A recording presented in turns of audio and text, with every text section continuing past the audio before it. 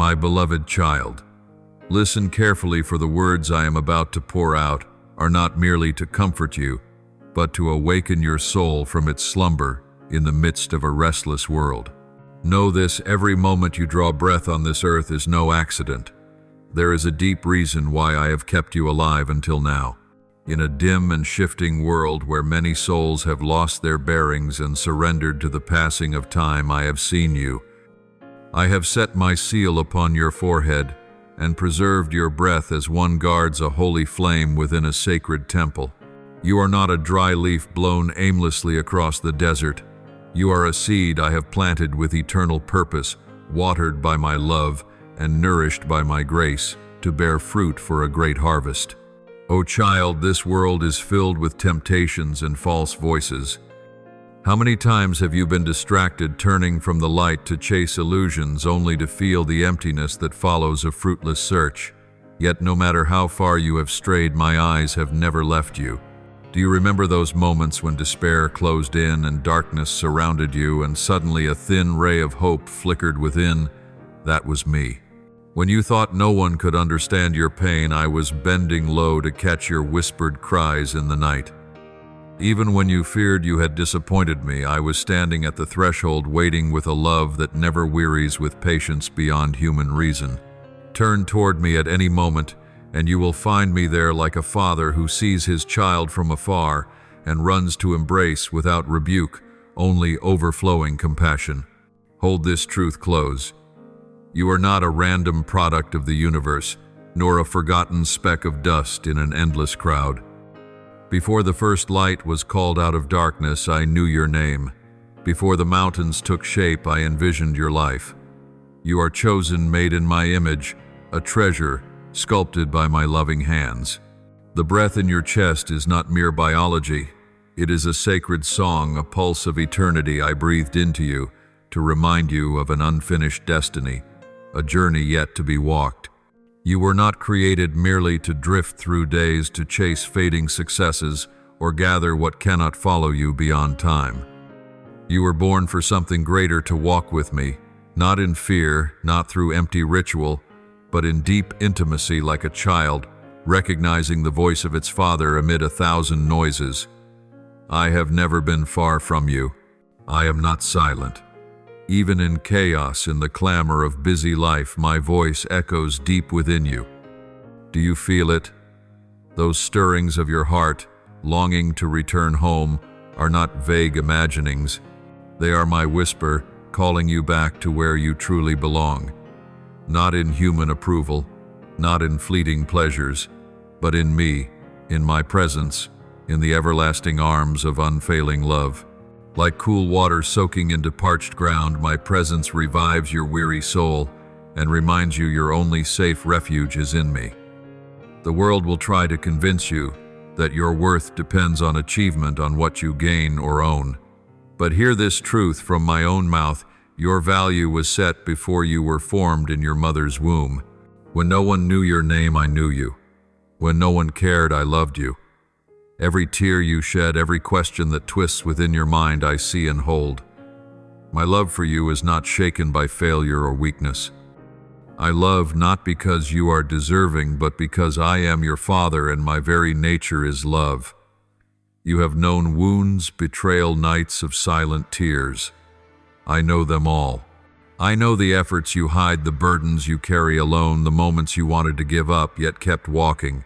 None of it is overlooked. None of it is meaningless. Every sigh you release, I hear. Every scar etched into your heart, I remember. And now I come to remind you, you are not alone in this battle.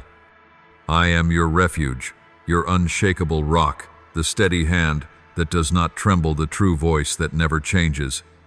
In me you are sheltered. In me you are made whole. Child, you are not made to bear every weight yourself. I did not design you to live in chains of fear or shame. This is why I sent my only son into the world, to carry it all for you, to give you freedom. That freedom is not only a distant promise for eternity, it begins here and now. It begins when you yield your heart to me, not as defeat in despair, but as trustful surrender. When you lay your pride, your pain, and your past at my feet, I do not turn away.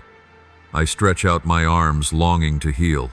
That moment is heaven touching earth, when what is broken is mended, when a hardened heart is softened by eternal love. I call you out of the shadows of meaningless existence to truly live. Living is not merely breathing through days, but rejoicing with a joy untouched by circumstances, dwelling in a peace beyond human understanding. For within you I have placed a light the darkness cannot quench, a calling failure cannot erase. You have been preserved for this very hour, because there are other wandering souls also thirsting for the light. I keep you alive not only for your sake, but for theirs. The light within you is not meant to be hidden, but to shine, to pierce the darkness, to testify that I am still present in this world. I have entrusted you with a sacred treasure, the truth of my love, the power of my spirit, and the unchanging presence of my being. Now I call you to rise, not in your own strength, but in mine. Step into your mission. Speak hope. Live as one who knows the truth, that I am with you and will never leave you. You may stumble, you may grow weary, but you will not be defeated. For I fight for you, I go before you. I surround you with heavenly armies, with grace, with favor. No weapon formed against you will prevail. No curse can cling to you, for you are sealed by my spirit. Remember who you are. You are my child, chosen, called, and protected. Let this truth be the anchor of your soul amid the storms. Do not let fear lead you. Do not let the words of men determine your worth. Do not let past mistakes define your future. I am the one who makes all things new, turning mourning into joy, ashes into beauty, despair into songs of praise. And I will use every wound, every failure to write a story that brings glory to my name. My beloved child, the words I speak to you are not merely to soothe a hurting heart, but to build an unshakable foundation for your life, one that will not be moved by the tempests of this world. You have heard my call. Now you must learn to answer it with a willing heart. Look within yourself in every breath, every heartbeat, every moment of your existence. I am whispering a message of worth, of destiny, of closeness. I did not make you as a nameless grain of sand. I called you by name before anyone else knew it. I saw you when you were only an idea in the unseen realm. And when you were formed, I breathed into you my own breath of life, making you a unique being destined for a purpose no one else can fulfill. The world has countless voices, each trying to pull you away from the true center of your life. There are voices of fame, of comfort, of fleeting pleasures, even subtle voices that persuade you to believe you can manage everything without the one who made you. Yet behind all these voices lies emptiness. They cannot fill the void within your soul, for that void can only be filled by me. It is the emptiness the psalmist spoke of. My soul thirsts for God, for the living God, as the deer pants for streams of water. Psalm 4:2-1. When you feel that longing, it is not a sign of weakness, but the echo of your soul remembering its source. You may try to fill it with earthly things, but it will remain empty, for it was made to be filled with me. I know you have searched. I know you have thrown yourself into work, into relationships, into studies or careers, hoping to find something deeper. Yet there have been nights when you returned with an empty heart, even while outwardly successful. I was there witnessing your silent tears and your hidden questions. Why was I born? Where is the true meaning of my life? My child, the answer is not in what you do or possess, but in knowing me and being known by me. When you realize this, everything else will find its rightful place. Work will still have value. Relationships will still have space. Dreams will still have meaning, but they will no longer be idols or burdens. They will become instruments through which you live for a greater purpose. Understand that I am not calling you to a rigid religion, not to lifeless rituals. I am calling you into a living relationship, a continual communion, where you breathe in me and I breathe in you. This has been my desire from the beginning, a fellowship of love between the Creator and His creation. When you wake in the morning, I am there. When you go to work, I am there. When you return home, I am there. When you sleep, I keep watch over you. There is no place you go where I am not present. There is no moment you live that I do not see. You do not have to beg me as a stranger. You may speak to me as a child speaks to his father. You may breathe my name in the most ordinary moments, and I will respond with peace beyond understanding. Look at the lives of those who went before you in faith to understand that what I speak is not a distant theory. Abraham heard my call to leave his homeland and went out not knowing where he was going, yet he trusted the one who called him. He became the father of many nations, not because he was perfect, but because he responded in obedience. Mary, a humble young woman, believed the angel's word and accepted to bear the Savior of mankind. Peter, an ordinary fisherman, left his nets to follow my son and became a pillar of the early church. They were not perfect. They doubted. They were weak at times. But they chose to walk in the call, and I transformed them into channels of blessing for many. So it is with you, my child. You are not called because you are perfect. You are called because I have a purpose for you. You do not need to have all the answers before you begin. You only need a willing heart. When you offer me that willingness, I will equip you. I will anoint you. I will lead you step by step. I will turn what is weak into strength, what you see as failure into testimony, what you think is useless into a vessel for eternal work. I do not wait for you to be perfect before I love you. I love you to transform you. Do not fear coming to me with your broken pieces. Do not think you must hide your dark corners. I am not shocked by your wounds or mistakes. I knew them all before you spoke of them. I see the truth about you and still choose you. My love is not based on illusion, but on truth. And in that truth, I call you out of darkness into light. That light may expose your weakness, but it also heals you.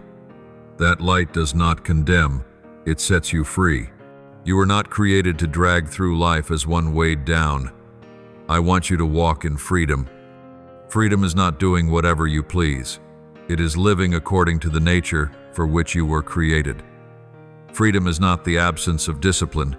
It is the capacity to love, obey, and commune without chains. I have given you the key to that freedom through my only Son. His blood was shed not only for your forgiveness but for your new life. Do not see this as something distant. Do not delay. Freedom begins when you return and surrender. I see the souls around you, those who are also lost, also searching. I keep you alive not only for yourself but for them. You carry within you a flame not meant to be hidden. That flame must shine through your words, your actions, your way of life. I do not demand that you become a great orator. I only call you to live faithfully.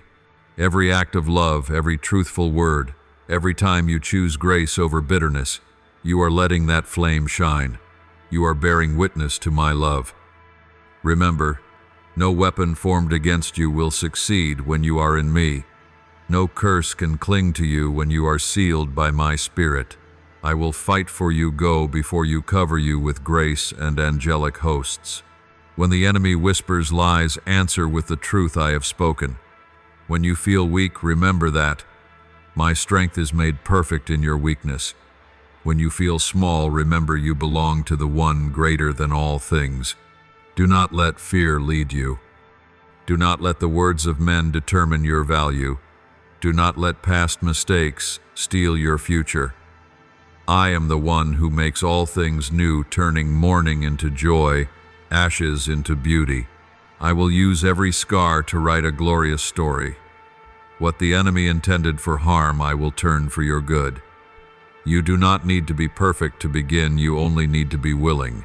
My child, incline your heart to receive deeper revelation, for what I desire to sow into your soul is not merely comfort but transformation. You have heard me speak of an unchanging love. You have felt the call to return to your source. Now I invite you to take another step to live in continual communion, so that you no longer see me as a distant idea but as a living reality, saturating every breath, every step, every longing of your heart. You have heard the stories of those whom I have chosen throughout history. They were not born great, yet their lives became extraordinary because of their nearness to me. Moses, once fearful and hiding, became the one who led an entire nation through the Red Sea. David, merely an unknown shepherd boy, was anointed by me to become a king after my own heart. Elijah, though lonely in the wilderness, stood firm before corrupt power to proclaim my word. They all shared one thing in common: they were not perfect, but they chose to walk with me, and that changed history. Do you see, my child? When you allow me to step into the center of your life, the smallest thing can become great, and what seems weak becomes a testimony of my power. In modern life, the noise of society can easily convince you that you must prove your worth through things that glitter in the eyes of others. But I tell you the truth, your value is not found in what you can boast about, but in whose you are, and you belong to me. When you grasp this, you will no longer fear being forgotten or abandoned. For even if the whole world turns its back, I am still there, still calling you by name, still holding you in my arms. You do not need to fight for a place in my heart. That place has been prepared from eternity. Picture this: every day you live can become a hymn lifted to me. When you work with an honest heart, that work becomes worship. When you love others though they do not deserve it, that love becomes evidence of grace. When you endure trials with patience, that endurance becomes praise. You do not have to stand on a pulpit to bear witness. The way you live, the way you treat others, the way you forgive, these are living sermons. Just as a light cannot be hidden under a basket, just as a city on a hill cannot be concealed, you are called to shine for many. But remember, my child, that this light does not come from you, but from me within you. If you try to sustain it by your own strength, it will run dry. But if you remain in me, the light will continue to burn brightly. As a branch cannot bear fruit by itself apart from the vine, you cannot live out your purpose apart from me. Do not look for strength in yourself, for that is a finite well. Seek strength in me, for I am a spring that never runs dry. You may stumble, but when you take my hand, you will rise. You may feel weak, but my strength is made perfect by your weakness. I know temptation is real and powerful. It does not always come with a frightening face. Sometimes it wears a gentle, attractive mask hiding inside half-truths. It whispers that a small compromise is harmless, that a slight delay in obedience is trivial. But I tell you this: each small concession is a seed of bondage. A habit forms from seemingly small choices, and gradually it becomes a cord binding the soul. This is why I urge you to stay awake, to guard your heart above all else, for from it flows the wellspring of life. You do not have to fight everything alone. I have given you spiritual weapons. My word as a sharp sword, my spirit as your strength, my presence as your shield. When the enemy sows lies into your mind, answer with the truth I have spoken. When it reminds you of your past, remind it of the cross. When it tells you that you are useless, remember that you are called, chosen, and loved. No power can snatch you out of my hand. Do not divide your life into two halves, one for me and one for the world. I do not want a portion, I want the whole. I am not only the God of your prayer hours, but the God of every moment. Let every deed, every word, every thought move in harmony with me. When you wash the dishes, do it as unto me. When you study, seek wisdom from me. When you care for your family, remember that it too is worship. Nothing is too small for my concern, and nothing is too ordinary to become holy when offered to me. You will discover that a full life is not about doing more, but about doing everything with me. This is not a burden, but a joy. You will see that even the smallest acts hold eternal value when done in my presence. Each time you choose righteousness over compromise, you are storing up treasure in heaven. Each time you choose forgiveness over resentment, you are planting seeds of peace. Each time you choose hope over despair, you are allowing my light to shine through you. Remember that the blood shed for you was not so you could remain trapped in cycles of sin and regret. That blood carries eternal power enough to cleanse, to set free, to make new. Do not delay. Do not think you must reach some level before I will accept you. I want you now exactly where you are. I do not regret creating you. I am not disappointed in you. On the contrary, I delight in you. I rejoice over you with singing, for you are the marvelous work of my hands. Live with the awareness that you bear within yourself a royal identity, not to be arrogant, but to walk with dignity and mission. You are saved not only from something, but for a purpose. You are delivered not only to be free, but to become a channel of blessing. You are redeemed not merely to exist, but to shine, to become hope for the hopeless. Do not forget this, for if you do, the world will rush to give you a false identity. But if you remember, you will walk in truth, and the truth will set you free. My beloved, pause in stillness and listen to this word, for what I desire to sow into your heart now is the most fundamental seed of every spiritual journey: faith. If my love for you is the unshakable foundation, then faith is the door by which you enter into the full treasury of grace prepared for you from eternity. Without faith, those treasures remain out of reach, like a room full of light whose key you will not turn. But when you dare to believe, all that was hidden begins to unfold, and you start to live in a new dimension where darkness no longer dictates, where fear no longer binds, and where your soul finds true peace. Faith is not a fleeting feeling nor a vague optimism. It is a decision of the Spirit, a deliberate choice to place your trust in me, the one who never changes, though circumstances shift and hearts waver. There are days when everything feels calm and then trust seems easy. But I tell you that the true worth of faith is not revealed in calm seas, but in the storm itself. When you still say, "I trust you," while your prayers seem unanswered. When you hold fast to my promises, while all you see is a closed door, that is faith refined. Look back at the history of those who came before you. Abraham did not merely believe me in thought. He turned that faith into action. He left his homeland, his family, everything familiar, to step into a land unseen simply because he trusted the one who had promised. Noah built an ark while the sun still shone, believing in a warning that seemed impossible. Mary answered, "Let it be to me, as you have said," when the angel spoke of a mystery beyond comprehension. And remember Peter, though at times weak, who dared to step out of the boat, placing his foot upon the water, simply because he heard the call, "Come from my son." None of them were perfect, but they all shared one thing: they chose to believe me rather than their circumstances. And that faith opened new chapters in history. Here's a faithful English rendering of the entire passage you just wrote, keeping the tone intimate yet solemn and the imagery vivid. I know that you too have had moments of doubt. I know you have asked in secret, "Lord, do you truly hear me? Are you really at work?" These questions do not push me away from you. On the contrary, they reveal the thirst in your soul, the longing for a sure assurance. But I want you to understand, my silence does not mean my absence. At times I allow you to walk in darkness to train the eyes of faith so that you learn to see the invisible. Like a teacher who does not always speak during an exam, I sometimes remain quiet so that you may discover that it is your very faith clinging to me that is the evidence of my presence. Faith does not stop at merely acknowledging that I exist.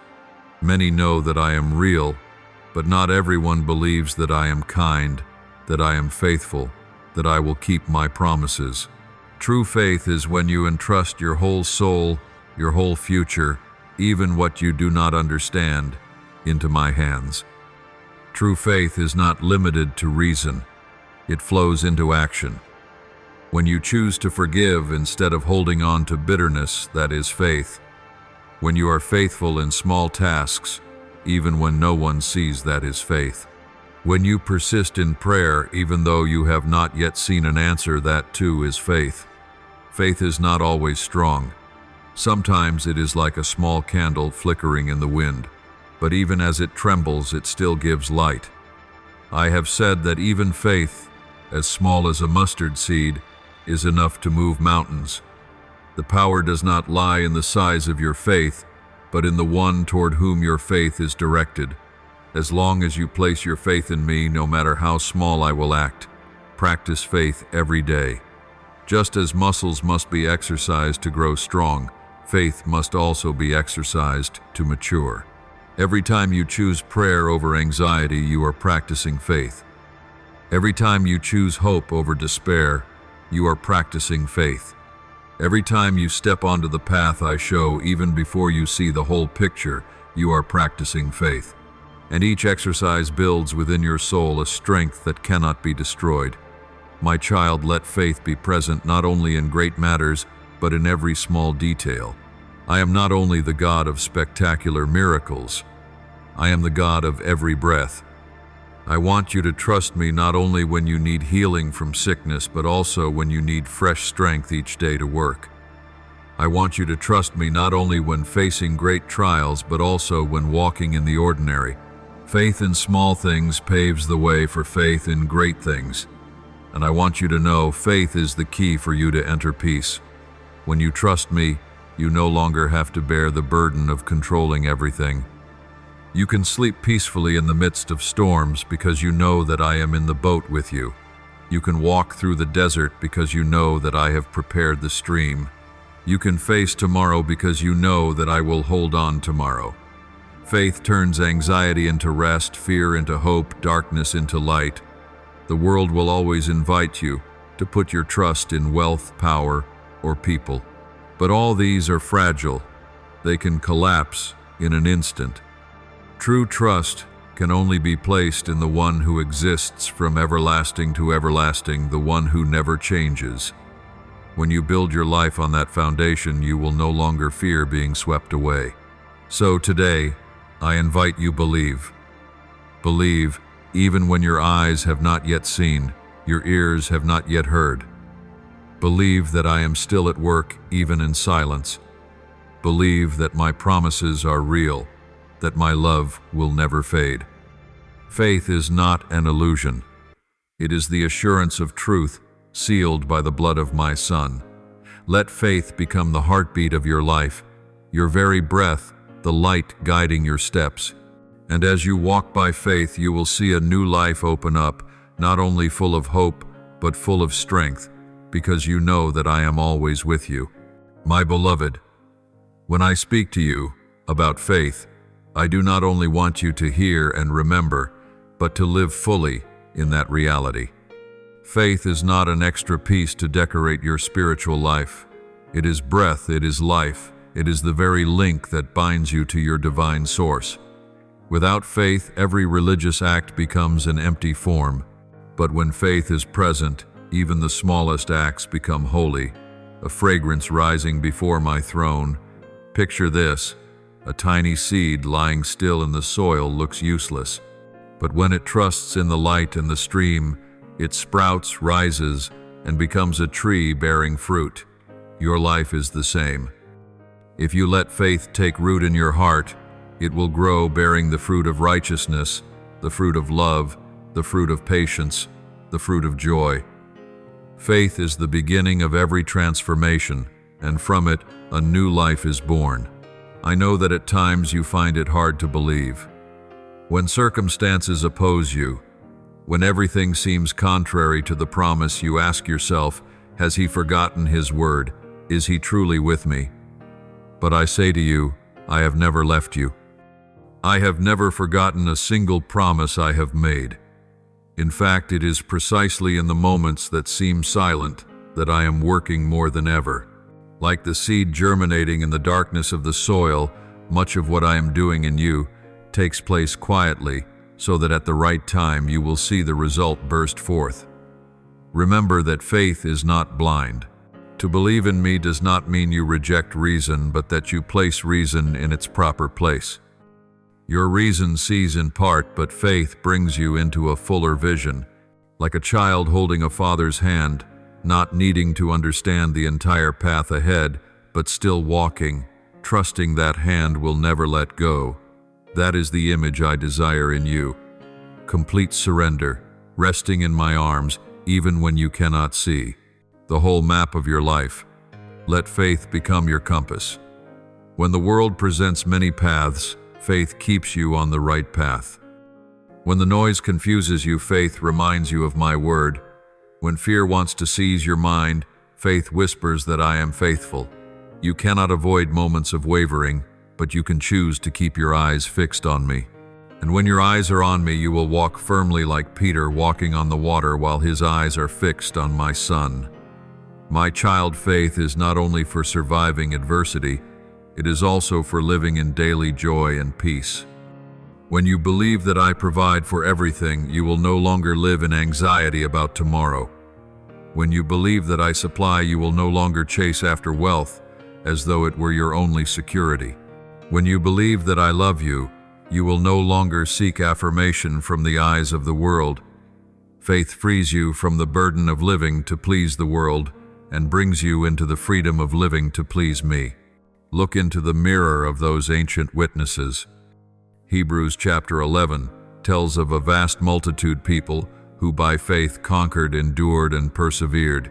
Some escaped the jaws of lions, some overcame the sword, some received their loved ones back from the dead.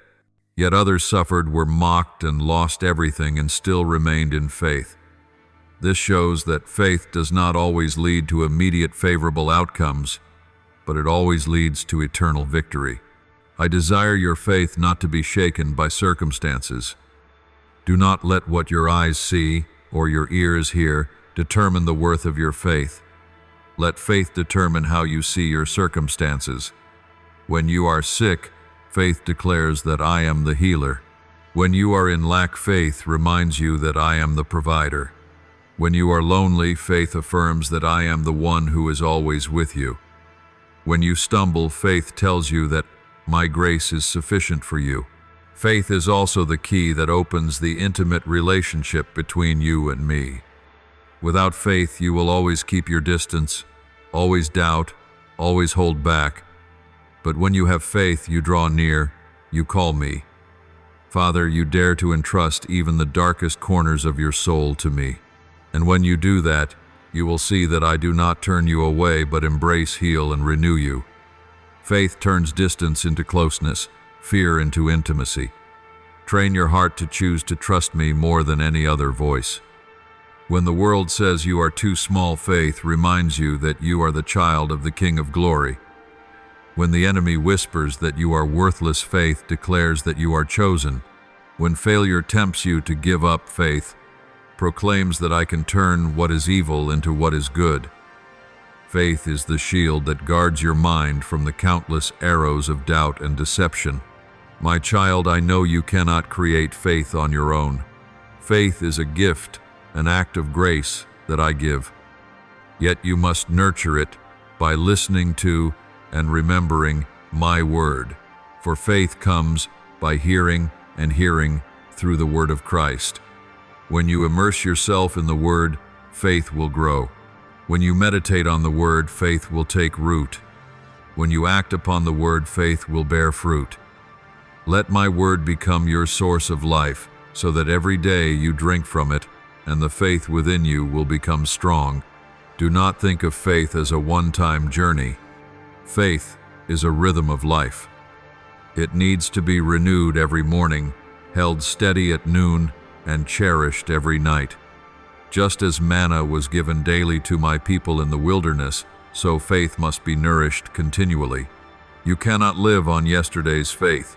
You need today's faith. And every time you choose to trust, you are cultivating a life tightly bound to me. Faith is not given so that you may boast, but so that you may walk humbly.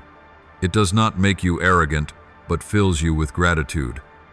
It does not cause you to despise others, but to show greater compassion, for you know that you yourself are upheld by grace. And as you live by faith, Your life will become a living testimony, drawing many others closer to the source of light. Nurture your faith. Do not keep it only in your mind. Let it fill your heart. Do not merely speak of it. Live by it. Do not let faith lie dormant. Let it move, act, transform. As you walk by faith, you will see that what I have promised never fails, and you will taste my faithfulness in every step of your journey. My beloved child, open your heart to receive this vital truth. Faith is not just a theological concept for your intellect to grasp, but a reality for you to walk in a flowing current, upholding your soul in every circumstance.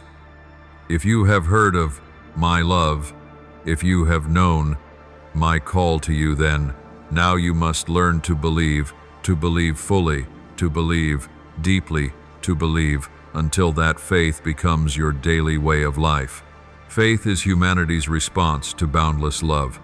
My love has been revealed through my only Son, and faith is the key that opens the door for you to enter grace. Not by your merit, not by your talent, but by faith you are counted righteous. Abraham was declared righteous not by works, but because he believed me. And today that principle has not changed. You cannot purchase my acceptance through your own effort, but you can receive it when you place your trust in me. Child faith does not always come with a surge of emotion. There will be mornings of joy, but there will also be days of weariness. There will be times when, as you pray, you feel my presence clearly. But there will also be times when the heavens seem like bronze and your prayers fall back to the ground. It is in those days that true faith is revealed. To believe is not to feel, but to decide. You choose to trust me even when you do not feel. You choose to trust me even when you see no clear sign, and that perseverance pleases me more than any display. Faith is a journey, not a moment. It begins when you open your heart to receive, but must be nurtured day by day. Like a seed that needs soil, water, and light, faith needs my word, prayer, and the fellowship of others who believe. Do not expect your faith to grow if you do not tend it. If you let your mind be filled with negative voices, if you let your heart sink into fear, faith will wither. But if you feed your soul with my word, faith will take deep root, blossom, and bear fruit. My child, faith is what keeps you standing firm when trials come. I do not promise that you will escape every storm, but I do promise that I will walk with you through the storm. And faith itself is the wings that lift you higher than the storm. Look at Joseph, betrayed, sold as a slave, imprisoned unjustly. Yet he held on to the belief that I had a greater plan. Because of that faith, he was lifted up to be a ruler and saved multitudes. Look at Daniel, thrown into the lion's den, yet he did not tremble, for he knew the one in whom he believed is faithful. Their faith did not exempt them from trials, but it kept them through the trials and brought ultimate victory. Do not forget, faith is not only for the heroes of the scriptures long ago, it is for you today. You may think you are small, incapable of great things. But remember, faith is not measured by social standing or personal stature, but by the one toward whom you direct it.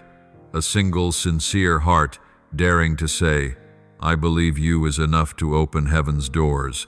You do not have to be perfect to believe. You only need to be willing to surrender.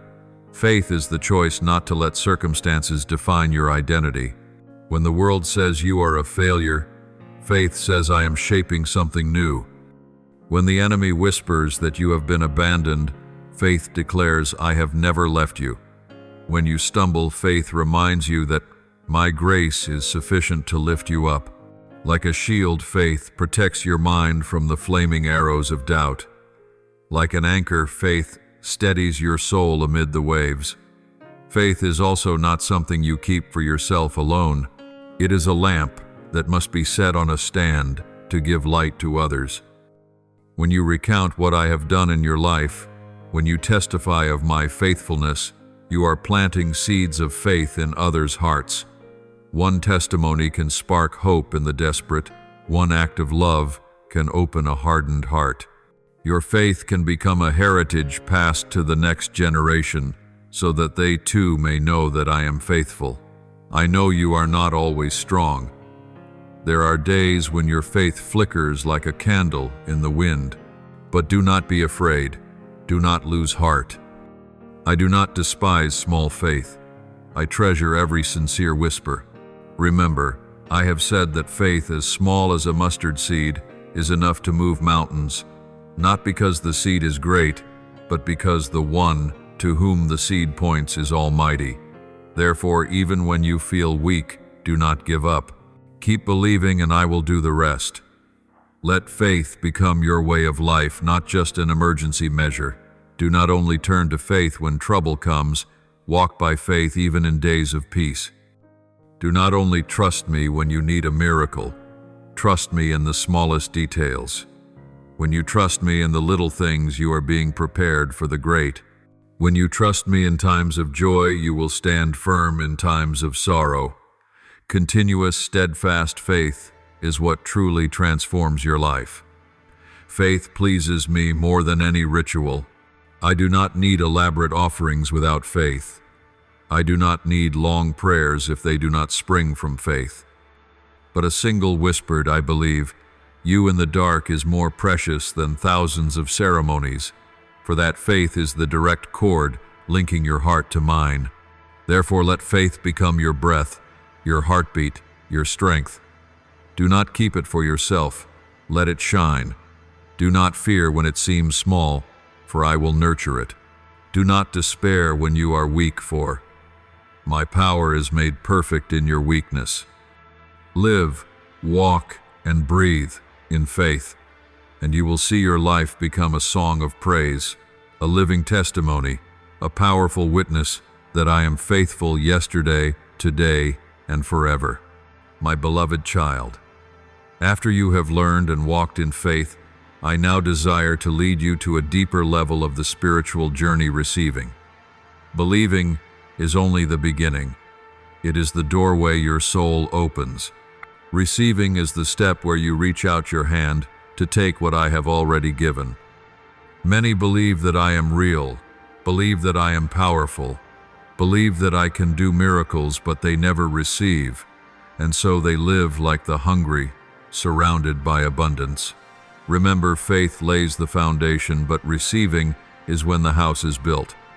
Receiving is not a passive act like one waiting for a handout. Receiving is the active response of the soul to my grace. When I extend my hand, you must step forward and open your heart. When I speak a promise, you must take it and hold it fast. When I give the Holy Spirit, you must allow Him to work rather than resist or reject Him.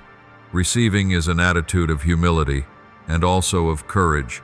Humility to know that every good thing does not come from your own strength, and courage to believe you are worthy of grace, not because of your merit, but because of my love. Remember the image of the foreign woman who came asking my son to heal her daughter. She did not belong to Israel. She was despised by others. Yet she said, Lord, even the little dogs eat the crumbs that fall from their master's table. That humble faith brought her the miracle. Likewise, the woman with the hemorrhage for 12 years only needed to touch my son's garment, believing she would be healed, and she received. These stories are not merely tales to recount, but lessons for you. The grace is always flowing, but only those who stretch out their hands to receive it will partake. My child, many times you stop at believing but do not go on to receiving. You say, I believe God loves me, but you do not receive forgiveness, so you still live in guilt. You say, I believe God provides, but you do not receive peace, so you still worry about tomorrow. You say, I believe God is with me, but you do not receive companionship, so you still feel alone. Believing without receiving is like standing before a banquet, yet not taking the food. The soul remains hungry. Receiving means opening your heart, laying down control, and consenting for me to work in your life. Receiving does not mean you must be perfect before you enjoy it. On the contrary, receiving is when you bring your weakness, your brokenness, your lack, and let me fill you. Receiving is allowing me to touch your deepest wounds, to bind them, to heal them. Receiving is letting me give you joy that is not dependent on circumstances, peace that surpasses understanding. You do not have to wait until you are worthy, for grace itself makes you worthy. Look again at my people Israel in the wilderness. I gave manna each day, but they had to go out, gather it, and eat to be satisfied. If they did not gather it, it would melt away. If they hoarded it wrongly, it would spoil. The manna was only useful when they received and consumed it. In the same way, my grace is effective when you open your heart to take it in, bring it into your life, and let it become strength and sustenance. Grace is never lacking, but you can miss it if you close your heart or delay. My beloved child, to receive means to accept the truth of your identity in me. Many believe that I redeem, yet they do not receive that they have truly been made sons and daughters. They still live as slaves, trembling before punishment, instead of living as children, resting in the Father's peace. But I have spoken, you are no longer servants but sons, and if sons, then heirs. You must receive this identity and walk with the confidence that you are heir to grace, heir to promise, heir to glory. When you receive, you will no longer live in fear, but in the freedom of love. Receiving does not mean greed or selfish demand. Receiving is not for you to hoard for yourself, but to become a river through which grace may flow. When you receive forgiveness, you will find it easier to forgive others. When you receive peace, you will become a sower of peace. When you receive joy, you will spread hope to those around you.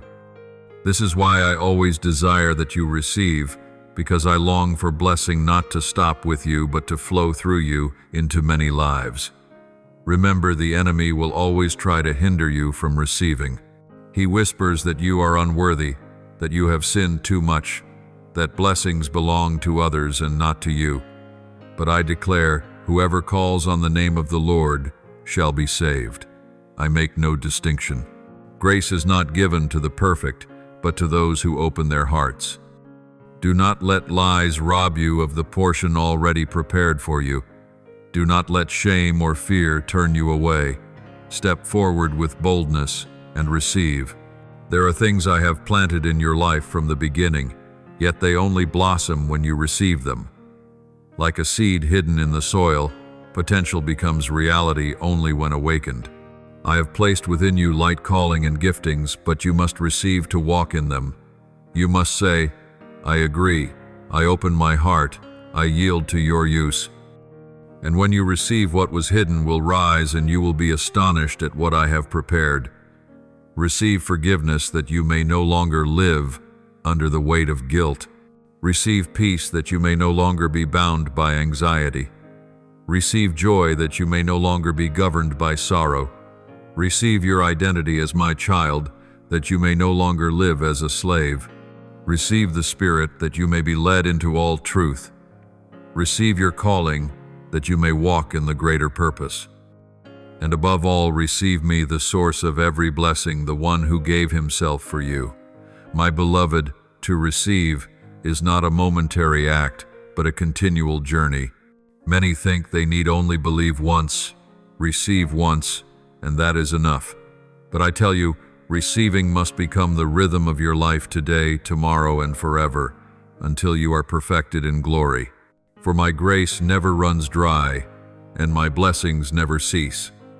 When you open your heart to receive, you allow the heavenly stream to flow in, refreshing your soul, renewing your mind, and leading you from strength to strength. My child, receiving requires that you let go. You cannot clutch burdens and still stretch out your hands for blessings. You cannot cling to bitterness and at the same time receive peace. You cannot bind yourself in pride and yet receive the grace of humility. Therefore, receiving always comes with surrender. Surrender is not loss, but making room for something better. Just as the farmer must plow and clear the field before sowing seed, you too must release what destroys your soul to welcome the new life. Remember Israel when they entered the promised land. I had given it to them, yet they had to step in and receive it. I had prepared for it, but they still had to cross the Jordan-faced Jericho and trust me in each battle. The promise was mine, but the reception was theirs. So it is with you. You cannot sit idle and wait. You must walk by faith, stretch out your hands, and receive what I have prepared. And as you do, you will see walls fall, seas part, and wonders unfold. My child, to receive also means opening your heart to healing. Many wounds in your life have caused you to close in. You fear further pain, so you build walls. But those very walls block the flow of love. I long to heal your heart, but you must agree to lower the barricades. When you allow me to touch the painful memories and deep scars, I will anoint them, dry your tears, and turn wounds into testimony. But if you keep your heart closed, the pain will remain and you will carry unnecessary sorrow. Receiving is also the way I teach you to live in abundance. I did not create you merely to exist, but to live fully. Yet this abundance is not measured in possessions, but in the fullness of the soul. When you receive peace, you will be free even in chaos. When you receive wisdom, you will know how to walk through difficult decisions. When you receive joy, you will sing even at night. This is the abundance I long to give, not fleeting riches, but eternal inheritance. Remember the prodigal son. When he returned, he dared not receive sonship, hoping only to be a servant. But the father ran to embrace him, placed a ring on his finger, clothed him with a robe, and opened a feast. This reveals the truth. When you return, I do not give you less, but restore you fully as my child. Do not lower yourself. Do not think you deserve only a fragment. Receive all that I give, for it delights me when you live in the fullness of your inheritance. The enemy will sow doubt. Is it really true? He will sow shame. You are not worthy. He will sow delay. Wait for tomorrow. But I declare today is the day of salvation. Today is the moment to open your heart. Today is the time to receive blessings. Do not let doubt, shame, or delay steal what I am ready to bestow. You need not wait until you are perfect, for it is receiving itself that transforms you. Receiving is not only to take in blessing, but to embrace responsibility. When you receive forgiveness, you are called to forgive. When you receive freedom, you are called to help others find freedom. When you receive light, you are called to shine into the darkness. Every gift I give is bound to a mission. It is not a burden, but a joy. For as you share, the flow of grace within you will never run dry. But if you keep it to yourself, the stream will stop. My child, I call you to the daily practice of receiving. When you rise in the morning, say, "Today I receive new life from you." When you face hardship, declare, "I receive your strength to walk on." When you pray, do not merely ask, but receive. I receive the peace you have promised. When you lift your eyes to the heavens, remember that the storehouse of grace is always open, and all you need is to open your heart. And know this receiving is the very expression of faith. For when you stretch out your hands to receive, you are declaring that you believe I am truly giving. When you open your heart to receive, you are declaring that you believe my promises are true. When you rejoice as you receive, you are declaring that you believe I am faithful. Every act of receiving is a proclamation I trust. You and I agree to walk in your truth. Therefore, my beloved, today be courageous to receive. Do not hesitate. Do not delay. Receive love. Receive forgiveness. Receive peace. Receive joy. Receive the power of the Spirit. Receive your identity as my child. Receive your mission. Receive your calling. And above all, receive me. For I do not merely give blessing, I am the blessing itself. When you receive me, you receive all. My beloved one, to complete the vision of receiving, I want to lead you deeper into this truth. Receiving does not end with you holding blessings for yourself, but with opening your life to become a channel of flowing grace. When you receive, the stream does not stop at you. It spreads, touching your family, your community, and even generations to come. I do not give only that you might be filled, but that you might become a source of blessing for many. That is why receiving must always be joined with giving. If you hoard, the blessing will stagnate. But if you release, the waters will remain fresh and overflowing. Remember the image of Abraham. When I called him, I said, I will make you into a great nation. I will bless you, and you will be a blessing to many.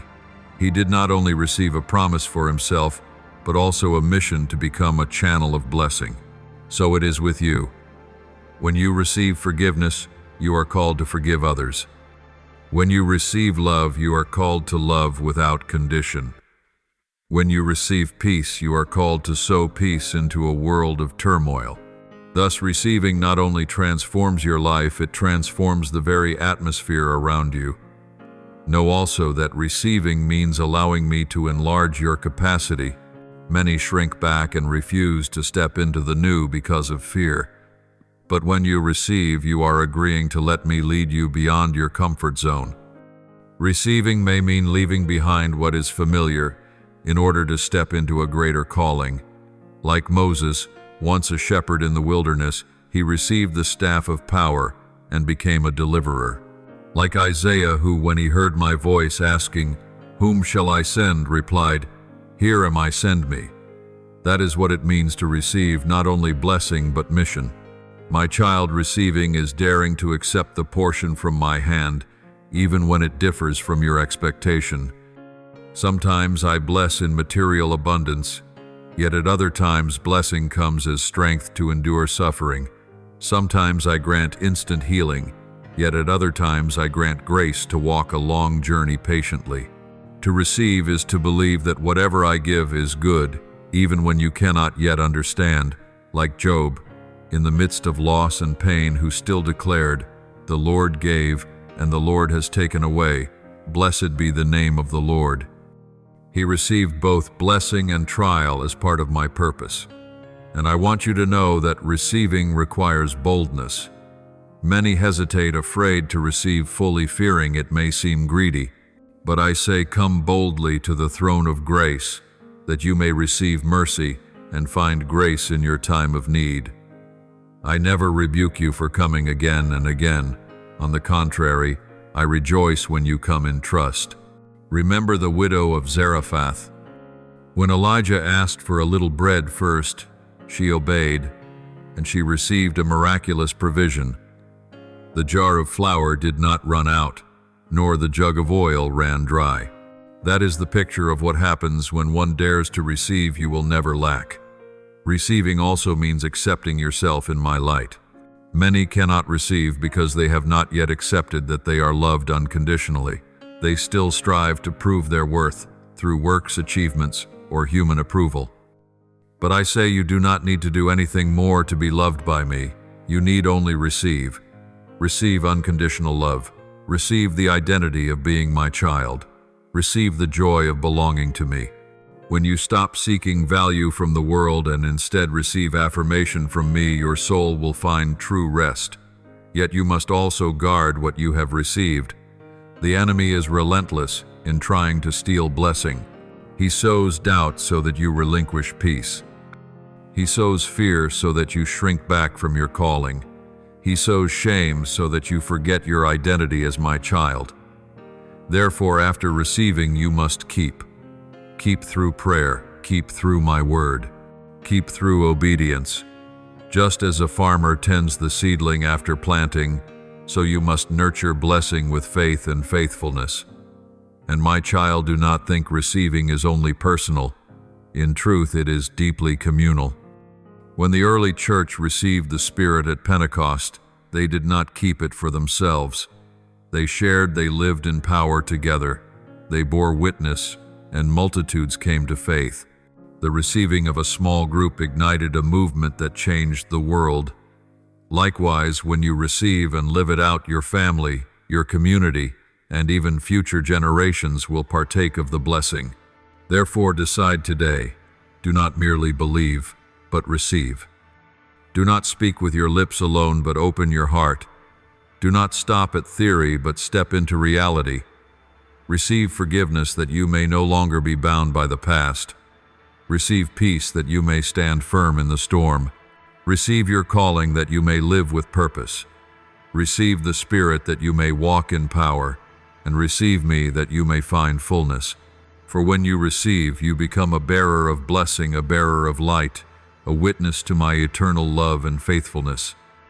My beloved, now that you have learned to believe and dared to receive, I call you into an even greater reality to live. For faith without life is dead, and grace received but not lived is made void. I did not create you merely to hear, to know, or to keep for yourself. I created you to live, to reveal, to reflect my glory in the world. The righteous shall live by faith. This is not a distant promise, but the principle of every breath, every step you take. And to live, my child, is not merely to draw breath, nor to carry the weight of fleeting days as though they were burdens too heavy to endure. To live is to know me as the source and sustainer of every heartbeat, to recognize that each moment is a gift wrapped in eternity. Life in its fullness is not measured by what the eyes behold or by the possessions gathered, but by the depth of your communion with me, the fountain that never runs dry. When you live in me, you are no longer at the mercy of circumstances, for even the fiercest storm cannot rob you of the peace that flows from my presence. To live in me is to walk with courage when the path is hidden, to sing with gratitude when the night is long, and to hope when hope seems lost. It is to discover joy not in the absence of trial, but in the certainty that I am with you in the fire and in the flood. The world teaches you to chase life and pleasures that fade like morning mist, but I call you into a life that is rooted in truth, anchored in faith, and radiant with love. To live in such a way is to taste eternity, even while your feet still tread the dust of earth, and know, this beloved, to live in me is not a call for tomorrow, nor a promise held at the end of your journey alone. It is a summons for today, for this very breath, for this very heartbeat. Choose life now, in the quiet obedience of your soul, in the surrender of your fears, in the embrace of my unfailing promises. For the life I give is not fragile or uncertain, it is abundant, unshakable, and eternal. And when you choose to live in me, you will find that even death loses its sting, for your life is hidden with Christ in God, and nothing in heaven or on earth can ever take it away. Do not forget, living in me is not a ritual set apart from daily life, but the art of transforming the ordinary into the sacred. When you work, I desire that you work as though offering it to the Lord. When you converse, I want your words to become streams of water for thirsty souls. When you rest, I long for you to rest in peace rather than in anxiety. To live in me is to allow my presence to fill every moment, from the smallest details such as meals and sleep to the weightiest decisions that shape an entire lifetime. There is no division between what is sacred and what is common, for when you wholly belong to me, all things are made holy. Remember that I do not call you merely to exist. Existence is counting days, but life is seizing each moment to glorify my name. This world is full of souls who only exist. They chase after work, they are consumed with accumulation, they are caught in the cycle and lose sight of true meaning. Yet I declare to you, true life is found only in me. When you live in me, each day, however simple, bears eternal significance. A kind word, a humble act, a sincere prayer, all carry everlasting weight when they rise from a heart consecrated to me. My child, sin once bound you, but my Son died and rose again to set you free. That freedom is not for careless living, but for the strength to do what is right. The world calls this limitation, but in truth, it is freedom. True freedom means no longer being ruled by desire, no longer burdened by the past, no longer chained by fear. When you live in this freedom, your steps grow light, your heart rests in peace, and your eyes shine with hope. To live in me is to live in order to shine. I have spoken. You are the light of the world. Light does not need to strive to be seen. Its very presence drives darkness away. When you choose truth instead of lies, you shine. When you choose forgiveness instead of revenge, you shine. When you choose hope instead of despair, you shine. And this light does not come from your own effort, but from me, the one who lives within you. You are the mirror reflecting my glory, so that others may look upon you and be led to the source of light. My beloved, living in me is living in joy that surpasses circumstance. The world's joy depends on success, wealth, and recognition, but my joy rests upon my presence within you. Paul and Silas sang hymns in the prison cell. David composed psalms in the wilderness while pursued. Even my son Jesus endured the cross because of the joy set before him, the salvation of humanity. You too are called to live in this joy, a joy no one can steal, a joy no circumstance can destroy.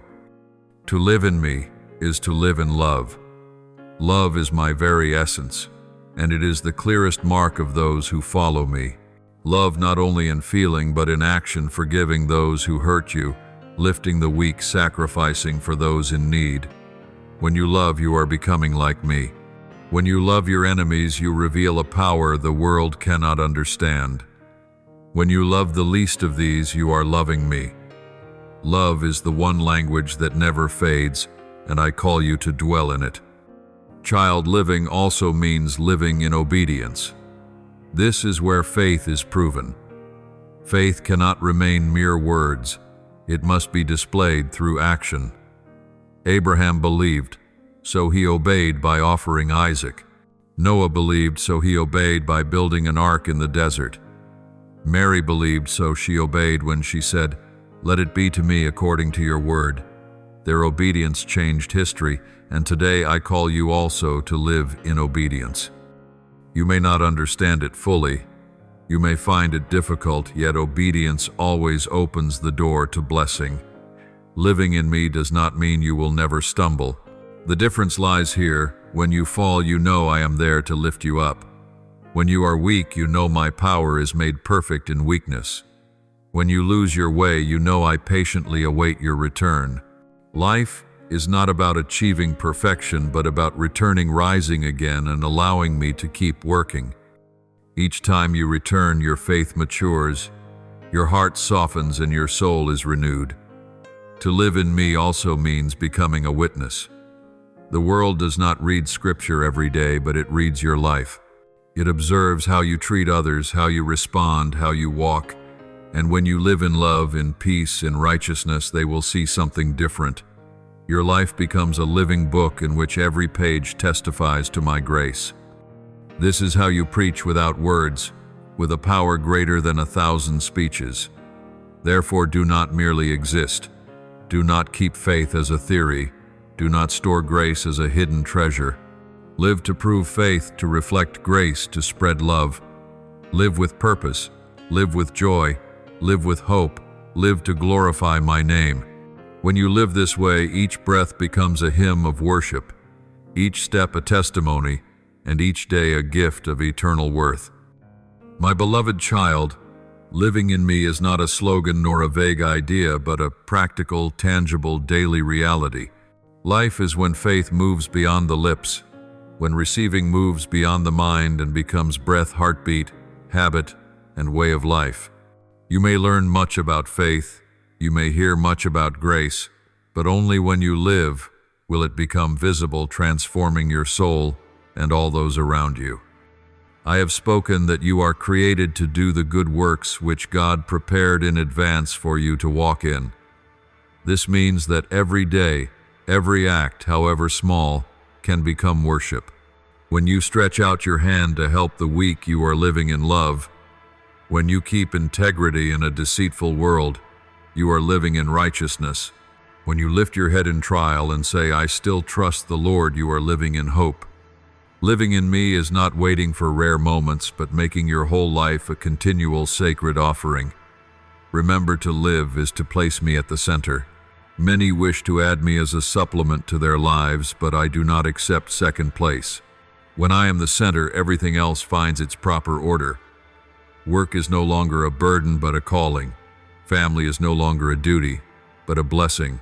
Trials are no longer threats but opportunities to grow. You will not be torn between conflicting priorities, for all things converge to one point, me. And when you live with me as your center, your heart will rest, your mind will be clear, and your soul will be strong. The world honors grand gestures, but I look at daily faithfulness, a whispered prayer in the night, an embrace that comforts the grieving, a gentle refusal of temptation. These are the marks that you are living in me. You do not need to search for spectacular acts to prove your love. Let every small detail become testimony, for it is in the small things that your heart is shaped, and in quiet faithfulness that you are storing treasure in heaven. Living in me does not exempt you from collisions with temptation. To live in the midst of the world means to stand face to face with constant invitations to ease with shortcuts and sweet compromises. Yet I do not leave you alone.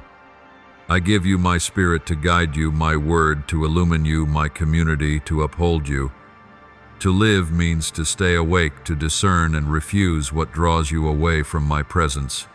Every time you say no to temptation, you are saying yes to life. And every time you choose truth instead of deceit, the light within you burns a little brighter. Know this: living in me does not mean a smooth path. On the contrary, there will be days when clouds cover the sky and nights when storms rise. But the difference lies here. You are not left to struggle alone. When the tempest comes, I am your steadfast vessel. When the rain pours, I am your safe shelter. When you are exhausted, I am your new strength. To live in me is to have a refuge, a companion, and an unfading hope.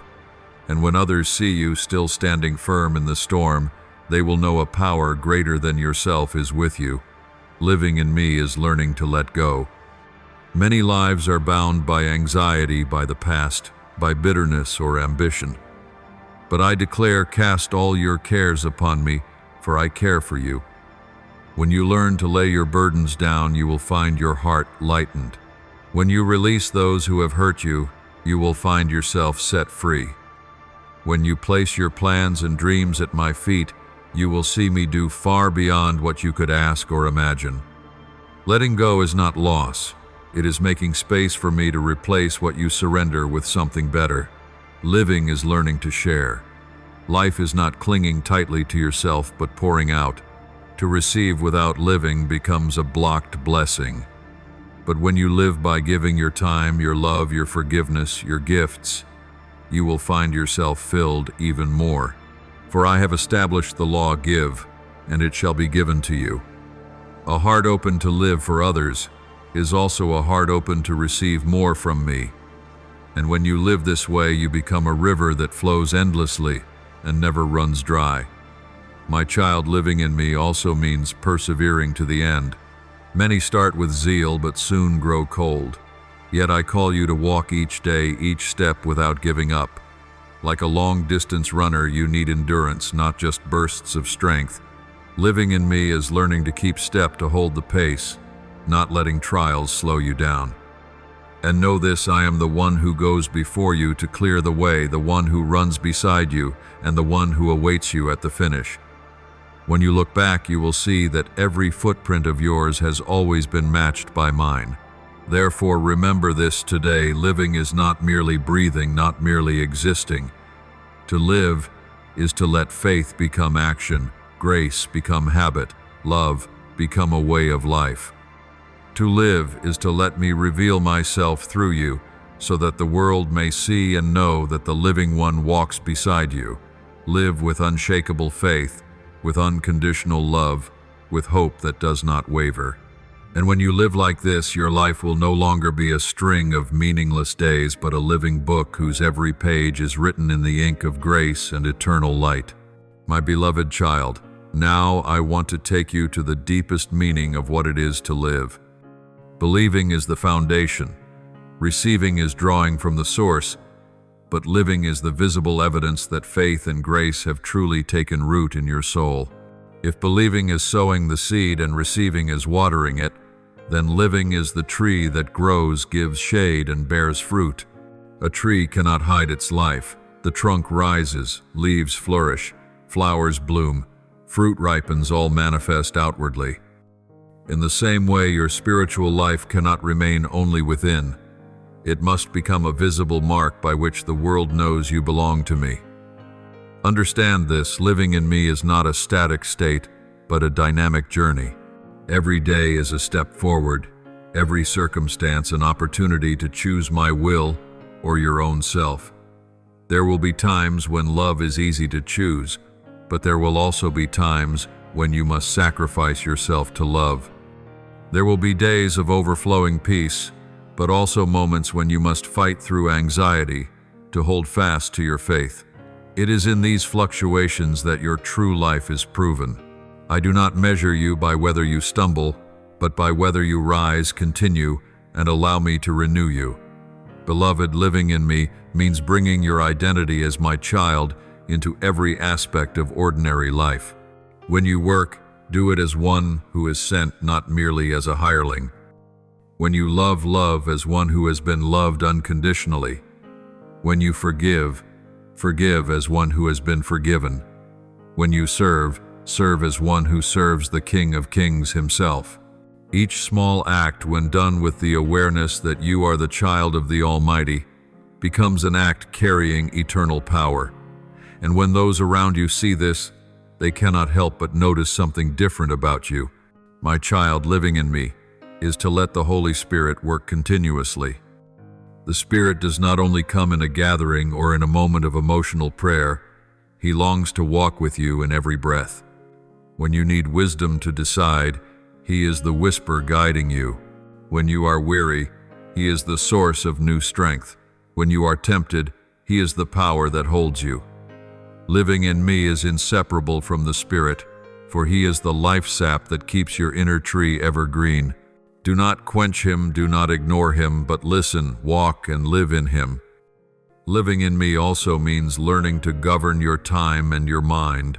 The world easily scatters your attention, letting days slip away in empty busyness. But I say, redeem the time, for the days are evil. You must learn to live awake, to set spiritual priorities first. Do not let fleeting tasks steal the hours meant for my presence. Do not let the noise outside drown the whisper of my voice. When you give me your time, everything else will fall into its rightful place. And when your mind is renewed by my word, you will discern what is good, pleasing, and perfect. My child, to live is to dare to step out of the safe zone. Many are content with a hidden faith, with a quiet life that never collides with the world. But I have not called you to hide forever. I have called you to rise, to go forth, to become a witness. Living for me is not only in the secret room, but also in the marketplace of life. You will be mocked, misunderstood, even opposed. Yet remember, light is never meant to be concealed. A lamp only fulfills its purpose when it is set upon a stand. When you dare to live openly for me, the world will see, and many will be drawn to the source of light. My dear one, living in me also means accepting trials as part of the journey. Do not think that because you live for me, everything will be smooth. On the contrary, you will meet resistance, for darkness always contends with light. But view it as the opportunity for your faith to mature. As fire refines gold, trials purify your soul. Like a soldier trained in battle, you will learn to lean on me more deeply. The result will be a steadfast life and a faith that cannot be shaken. Living in me also means becoming a bearer of hope. This world is full of despair, disease, war, injustice, betrayal. Yet I have placed within you an unquenchable flame, eternal hope. When you speak words of comfort, when you stretch out your hands to help, when you share the good news, you are handing hope to the lost. Let your life become a lighthouse, so wandering ships may see and find safe harbor.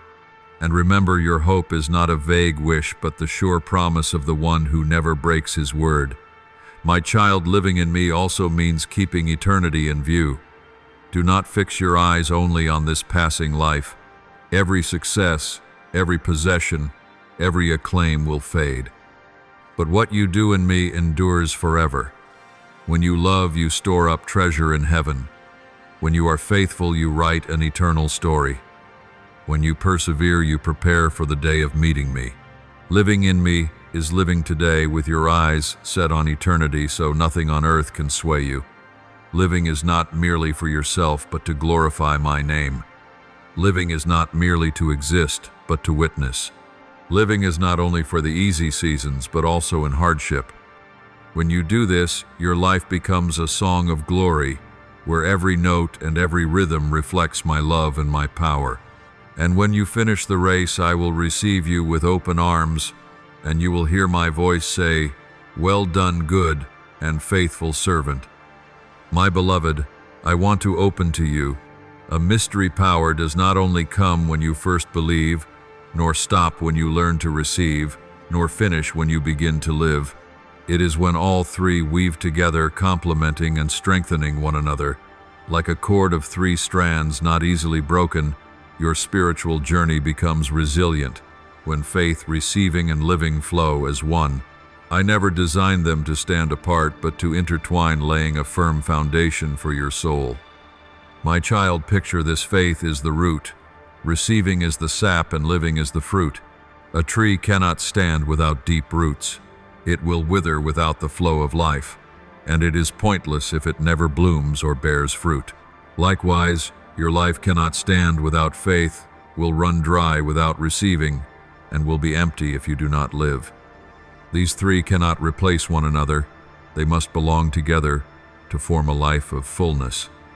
When you grasp this connection, you will walk in a strength no power can shake. Remember the image of Abraham. He believed me when I promised him descendants as numerous as the stars. He received that promise as his inheritance, and he lived out that faith when he dared to place Isaac on the altar. If he had only believed without receiving, the promise would have remained a distant dream.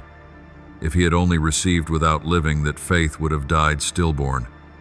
But because all three operated together, Abraham became the father of many nations, and his blessing echoes through generations. This is the proof of the power released when believing, receiving, and living unite. I want you to know that this power is not reserved for the great figures of Scripture, but for every soul.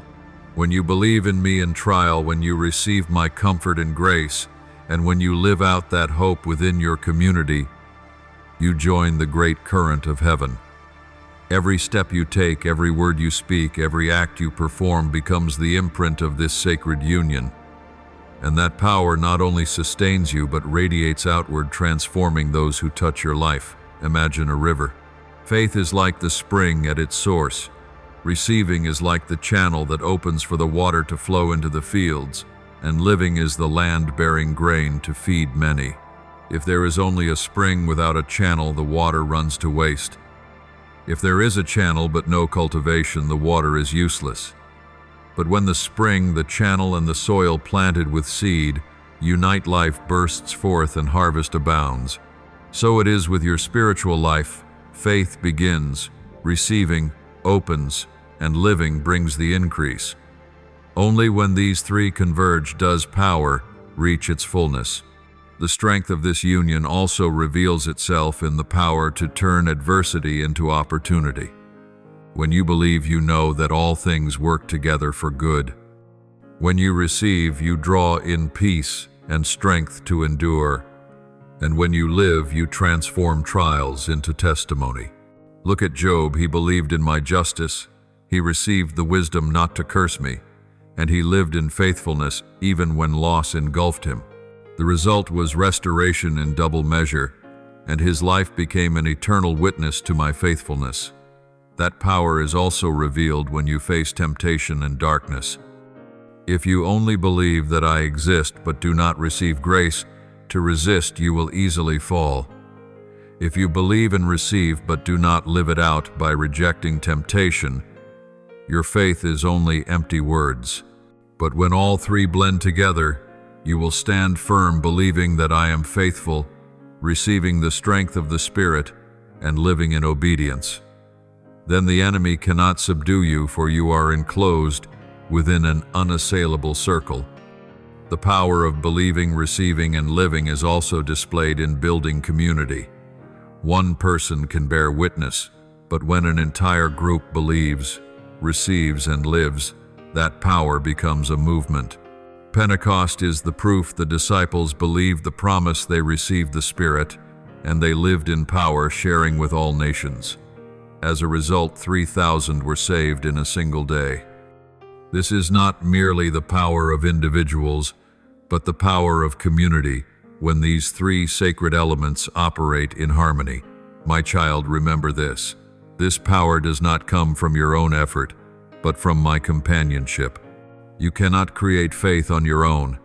It is a gift. You cannot seize grace by yourself. It is a present. You cannot live rightly by your own strength. It is the Spirit's work.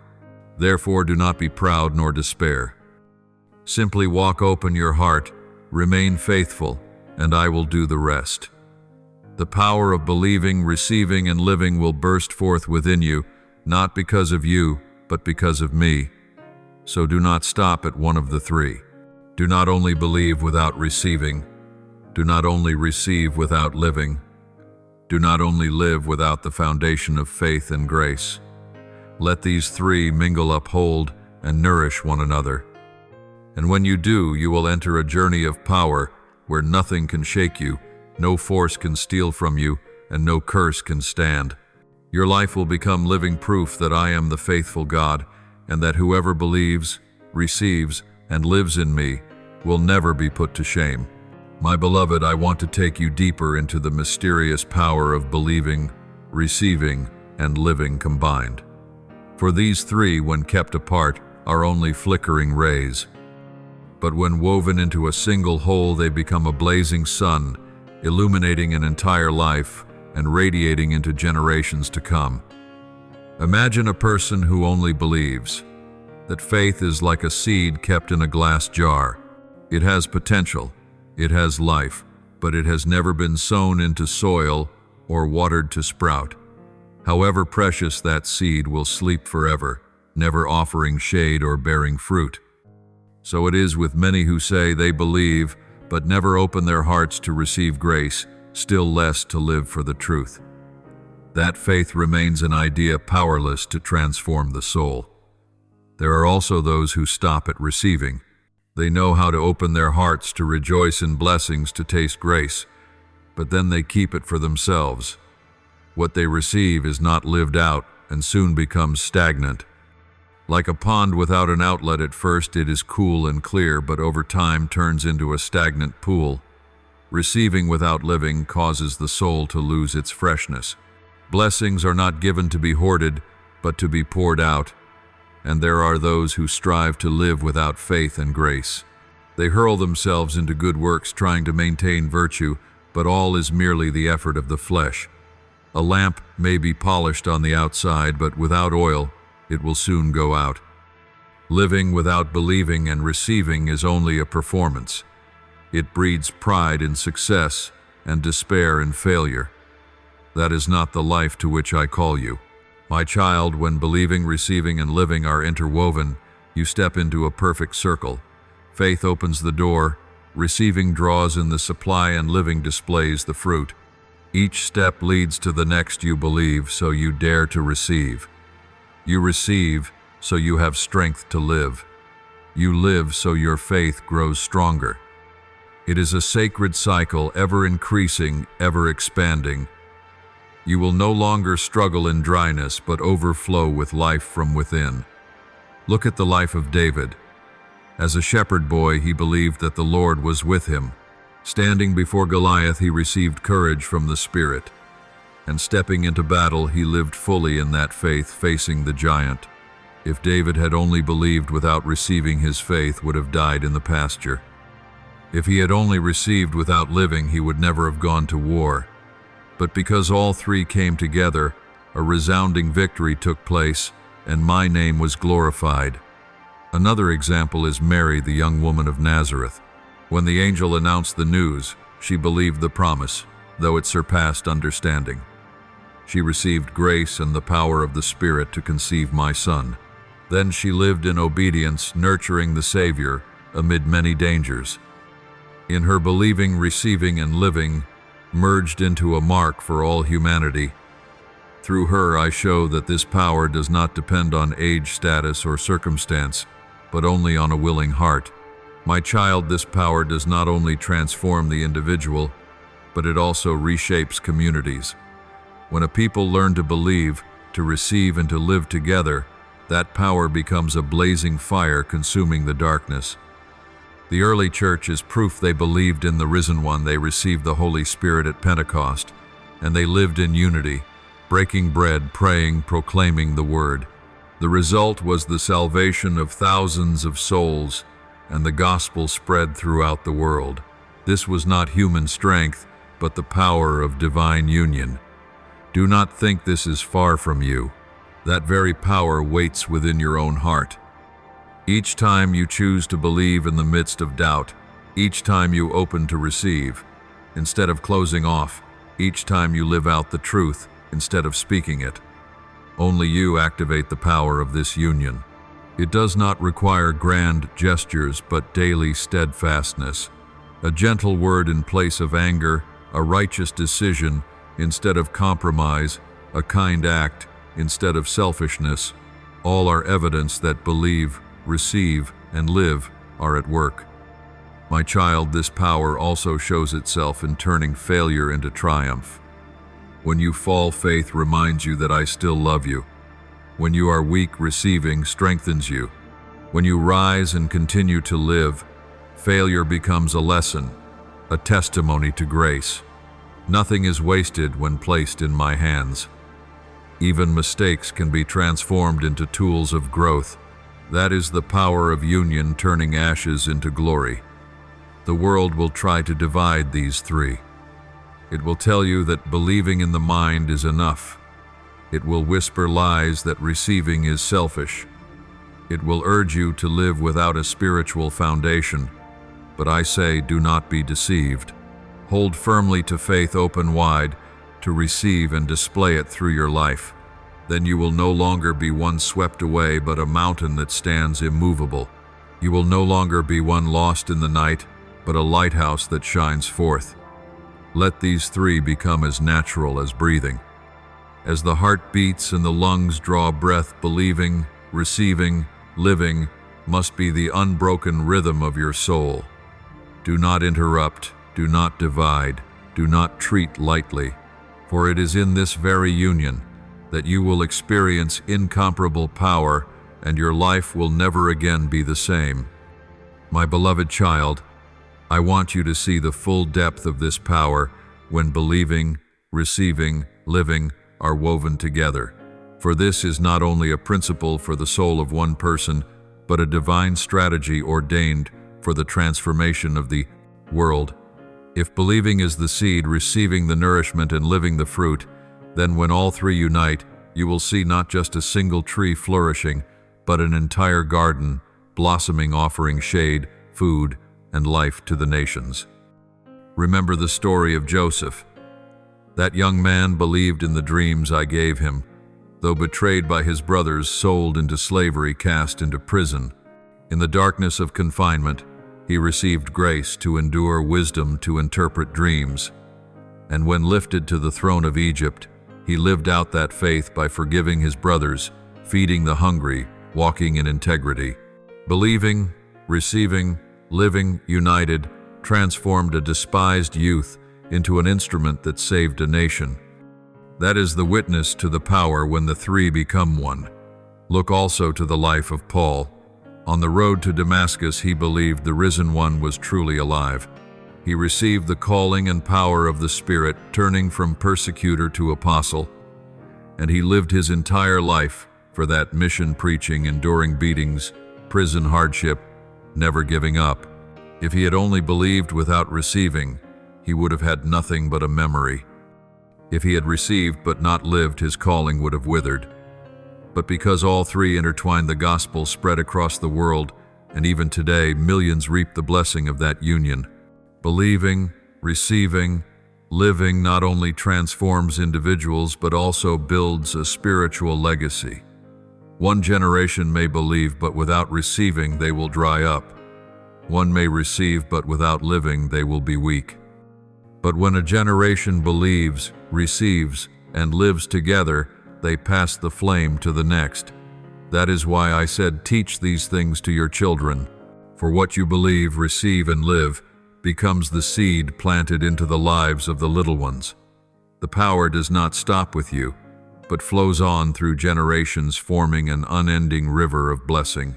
Do not think this is beyond your reach. Believing, receiving, living does not demand that you be great in the eyes of the world. It begins in the smallest of things, believing that I am present in your room, receiving the peace I give in prayer, and living it out by forgiving the one who hurt you. In what seems ordinary, the power begins to grow. Do not despise the quiet steps, for each small step is a thread, and when woven together they form a tapestry of glory. My child, the power of believing, receiving, living is also revealed when you face temptation and inner darkness. Believing will remind you that I am stronger than all sin. Receiving will give you strength to refuse. Living will prove that you are truly free. Without one, you are easily swayed. But when all three move together, the enemy has no foothold. He may whisper lies, but your faith is firm. He may bring temptation, but you receive strength from me. He may test you, but you continue to live upright. This union is the unbreakable shield guarding your soul. This power also enables you to transform your surroundings. When you believe, you bring hope to despair. When you receive, you are filled with love to pour out on others. When you live, you become a living witness. Imagine a single candle lit in a dark room. One flame may not banish all shadows, but if many are lit, the darkness flees. That is what happens when many believe, receive, and live together. A community is transformed, and I am exalted. Understand that the power of this union does not come instantly like a sudden miracle, but through perseverance and faithfulness. Many long for quick results, but true power is revealed through daily devotion. Just as a river does not carve a canyon in one night, but by steady, constant flow cuts into the rock, so too does this power etch itself into your soul by continuous believing, receiving, and living, and it leaves an eternal mark. Do not think that you must be perfect for this power to be revealed. I do not seek perfection. I seek a willing heart. When you fall, believe that I forgive. When you are weak, receive new strength. When you are lifted up, keep on living. This very circle will preserve you, preventing you from drowning in failure. As it is written, the righteous fall 7 times, yet rise again. This is the power of believe, receive, live, never giving up, never defeated, always rising, always pressing forward. Today I call you to let these 3 become the rhythm of your soul. Do not let your faith remain only upon your lips. Do not let receiving be just a fleeting feeling. Do not let living be mere appearance. Let belief take root. Let receiving overflow. Let living be expressed. Then the power will erupt within you far beyond anything you imagined. And when others look upon you, they will see not only you but me living in you. My child, I long to teach you how to take all that you have learned, believing, receiving, and living, and carry it into daily practice. For if truth remains only in the mind but never touches the rhythm of daily life, it will never be complete. I do not call you into a life removed from reality, but into one where in work, in family, in relationships, and even in quiet moments, you will see my power revealed. Practice is not a one-time act, but a steady breath, a faithful step, a habit built day by day. Do not forget, daily practice begins in the morning. When the sun has not yet risen, when the world still sleeps, that is the moment you may step into my presence. A brief but sincere prayer, a page of scripture opened, a song of praise resounding within any of these, can become the beginning of a new day. Do not despise those first moments, for they are like the setting of a compass. If even slightly misaligned, the whole journey strays. But if rightly fixed from dawn, the whole day is shaped by the light. After the morning comes, the busyness of work and study. There you can practice by turning every task into an act of worship. When you work faithfully without deceit, without laziness, you are honoring me.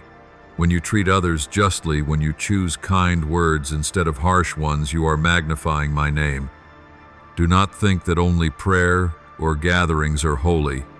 Even as you write a report, cook a meal, or care for a child, all can become an offering if done with a heart turned toward me. In your relationships, daily practice is the choice to love, to forgive, to be patient. There will be moments when others disappoint you, when words wound you. The world will tell you to hold on to bitterness, but I teach you to forgive as I have forgiven. Each time you forgive, you release not only the other, but also yourself. Each time you choose love over hate, you plant an eternal seed. And when you endure with patience instead of exploding in anger, you reveal the character of the Savior within you. My child, daily practice also means guarding a watchful heart. The enemy will never stop sowing thoughts into your mind, worry, comparison, doubt. But I give you weapons: prayer, my word, and the Spirit. Each time a dark thought creeps in, seize it and make it obey me. Do not nurse gloomy imaginations or deceitful whispers. Instead, meditate on what is true, noble, praiseworthy. As you train your mind each day, it becomes a fortress the enemy cannot break. The world urges you to run endlessly, to do without ceasing, to chase without rest. But I declare, be still and know that I am God. Rest is not laziness. It is pausing to reconnect with the source of life. Each day, set aside a few minutes of silence. Breathe deeply. Remember that I am with you. Let your soul be restored, your strength renewed. You cannot burn forever without fresh oil, and it is in rest that you will find enduring strength to continue the journey. My child, daily practice is also living in gratitude. Do not thank me only for great miracles. Train your heart to give thanks in the small things: a good meal, a smile, a breeze, a word of encouragement. Gratitude opens the heart, clears the eyes, lightens the soul. Gratitude is not just a response, but a way of seeing. And when you live in thankfulness each day, joy will flow even in hardship. My beloved, daily practice also means maintaining unbroken fellowship with me. Do not confine me to a few morning minutes. Speak with me throughout the day, when you walk, when you drive, when you cook, when you rest. I am not far, I am near, listening to every whisper. A lifted glance, a silent thank you, a quiet cry of the heart, all are communion. When you sustain this fellowship, you will never be alone, and you will always receive timely guidance. Daily practice also means recognizing opportunities to serve. Each day, you will meet people in need of a word of encouragement, a helping hand, a listening ear. Do not overlook those small moments. When you share, when you help, when you listen, you allow my light to shine forth.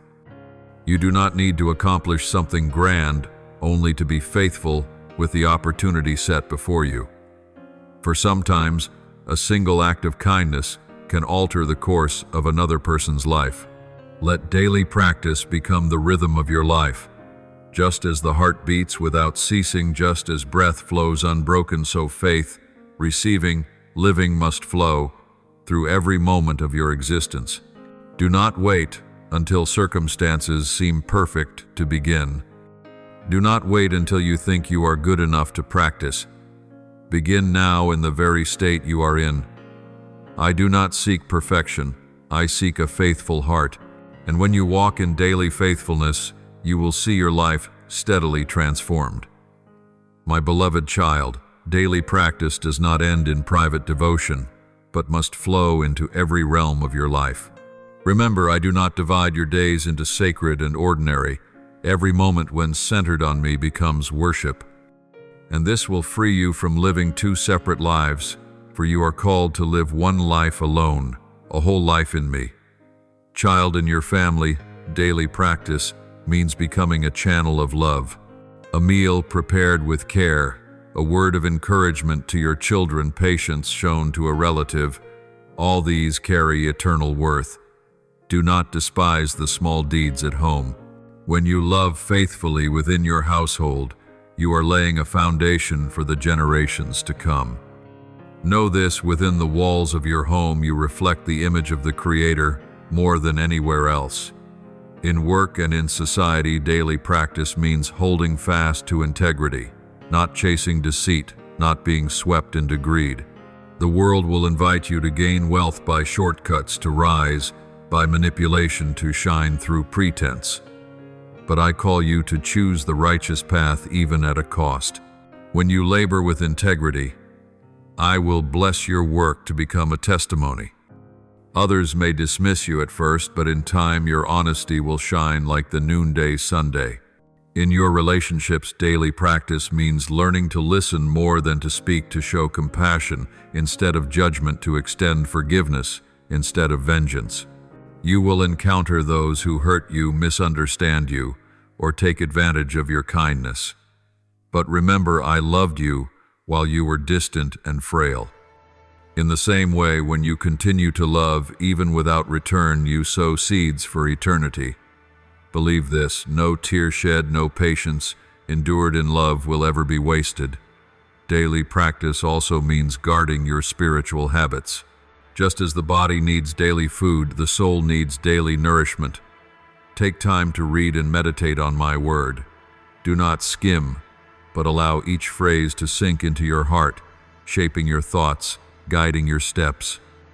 Make prayer not a mere emergency call, but a constant flow. Lift up songs of praise, whether aloud in a room or silently in your heart, for worship opens the gates of heaven. When these habits are practiced faithfully, they become walls of protection, keeping your soul from withering. My child, I gave you a body not to neglect but to care for. When you eat wisely, rest sufficiently, and walk in purity, you honor the gift I have given. A healthy body equips you to serve better and live more fully. Likewise, your mind must be guarded. Do not allow corrupt images or negative thoughts to rule. Feed on what is pure, uplifting, life-giving. When you bring your body and your mind under discipline, you practice holiness in every detail. Daily practice means managing time well. Time is a treasure I have entrusted to you, and each day holds but 24 hours, many wasted in vanity, but I call you to live alertly. Set your priorities on what endures forever: communion with me, love for your family, service to your community. Do not let fleeting pursuits consume you. Learn to pause, to say no to the trivial so that you may embrace what bears fruit. Wise stewardship of time is an essential part of daily practice. Beloved, daily practice is also revealed in your words. Every word you speak can carry life or death. I want you to choose words of life, words that build, encourage, praise, and pray. Do not let your lips become vessels of bitterness, gossip, or complaint. Let them instead become fountains of blessing. When you train yourself in this each day, your mouth will become a channel through which I pour my love into the world. My child, daily practice is learning contentment. The world will whisper endlessly that you need more wealth, more status, more comfort. But I teach you that contentment is a treasure of great worth. When you rejoice in what I have given you, will discover peace and freedom. No longer will you be caught in the race of rivalry nor bound by constant comparison, but you will live in simple joy. And this contentment will testify powerfully that I am enough for you. Daily practice means abiding continually in my presence. Do not only come to me in prayer and then depart. Carry my presence with you through your work, your rest, your trials. Remember, I am not a guest who visits, but the one who dwells. When you walk in awareness that I am with you, every action, every decision, every word will be shaped by that presence, and this will make your life distinct, whole, and strong. My beloved, at this very moment, I long to lead you into the fullness of daily practice. For what I command is not given as theory to memorize, but as truth to live in each moment. If you only hear without doing, you are like one who builds on sand. When the rains fall, the floods rise, and the winds blow, the house collapses. But if you hear and obey, you are like one who builds on rock. Storms may rage, but the house stands firm. I do not desire hearers only, but doers, that your life may stand as a testimony of my truth. Begin by practicing your thoughts. Each day your mind is a battlefield where good and harmful ideas collide. Daily practice means placing your thoughts under my authority. When anxiety arises, recall my promise that I care. When fear strikes, remind yourself that I am your refuge. When envy, anger, or bitterness attempt to uproot them swiftly by sowing gratitude, forgiveness, and hope. This discipline is not easy, but as you persevere, your mind will become a garden of beauty rather than a field of weeds. Daily practice also shows through your eyes and ears. For what you see and what you hear will either nourish or poison your soul. Choose to look upon what builds up beauty in creation, joy in a smile, light in a kind deed. Do not let your eyes linger on what is corrupt, lustful, or fear-driven. Choose to hear what strengthens, songs of praise, prayers, words that uplift. Do not fill your ears with complaints, slander, or useless noise. When you guard your eyes and ears, you shield your soul from decay. Each day thousands of words may pass from your lips, and every one is a seed sown into another's heart. Train your speech to overflow with love. When you see weakness, speak encouragement. When you see one lost, speak with gentle guidance. When you face injustice, speak truth with courage. Do not let your lips tear down, belittle, or divide. Let each word be like fresh water to refresh a weary soul. This is daily practice with your speech. My child, daily practice is revealed in how you manage possessions and wealth. Do not let riches master your soul. The world will tell you that your worth lies in what you own, but I declare that true worth is found in a generous heart. Daily practice means wise stewardship, working diligently, saving wisely, sharing freely. When you give to my work, when you help the poor, when you open your hand to the needy, you are turning temporary resources into eternal treasure. In hardship, daily practice means choosing to stand firm instead of giving up. When you are weary, come to me and lay down your burdens. When you are weak, call on the Spirit for strength. Practice is not waiting to be strong before you walk, but walking, even when trembling. For it is in your weakness that my strength shines most clearly. As you persevere in practice, you will find yourself growing stronger day by day. Live humbly and remain teachable. Do not think you know enough or are fully mature. I still have much to teach you through circumstances, through my word, and through my people. A teachable spirit will never run dry. Humility will protect you from pride, and a learning heart will keep you growing. Daily practice is to stay open to my instruction and willing to change when I guide. Daily practice also shows in how you use your spare moments. Many waste hours on what is empty, but you can redeem them to nourish your soul. A short prayer during a break, a page of scripture, while waiting a kind deed in an idle moment, all become precious acts of practice. Even the smallest moments, when used well, can transform an entire day. And when you are faithful in the little, I will open doors to the greater.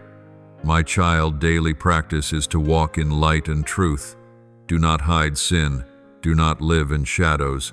When you stumble, come quickly to me, confess and receive forgiveness. Do not let shame drive you away. Living in truth means living transparently honest with yourself, with others, and with me. In this practice of openness, you will know freedom, for the truth sets the soul free. My beloved, daily practice is ultimately shown in faithfulness. Faithfulness is not doing something great once, but doing what is right again and again, day after day, whether anyone sees or not. Faithful in prayer, faithful in work, faithful in love. When you remain faithful, I will lift you up at the appointed time.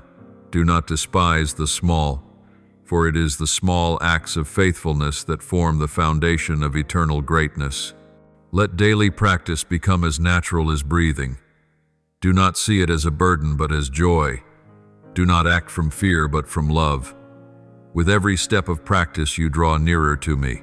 With every daily decision, you build a stronger life. And one day, when you look back, you will see that all those small steps have woven together into a great journey, full of grace and crowned with glory. Thank you for receiving this word today. Subscribe and turn on the notification bell so that together we may continue to receive the living word, build unshakable faith, and walk in the boundless love of the Lord. Amen.